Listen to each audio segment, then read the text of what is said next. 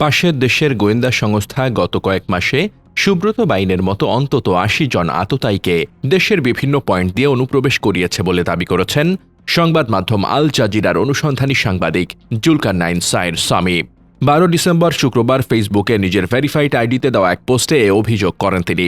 পোস্টে জুলকারনাইন লেখেন, আন্ডারওয়ার্ল্ড কুষ্টিয়া মেহেরপুর অঞ্চলের চরমপন্থী গ্রুপ এক হয়ে নির্বাচনকে সামনে রেখে বিভিন্ন প্রার্থী ও কেন্দ্রীয় নেতা, এলাকার জনপ্রিয় নেতাদের টার্গেট করে হত্যা ও সহিংসতার ঘটনা ঘটানোর পরিকল্পনা চূড়ান্ত করেছে। পশ্চিমবঙ্গ পুলিশের একজন ঊর্ধ্বতন কর্মকর্তা, যিনি সুব্রত বাইনের হ্যান্ডেলার ছিলেন, জামিনে থাকা পিচ্চি হেলাল ও চরমপন্থী গ্রুপ গণমুক্তি ফৌজের প্রধান মুকুল সম্প্রতি টেলিফোনে কনফারেন্সের মাধ্যমে এসব বিষয় নিজেদের মধ্যে আলোচনা করেছে।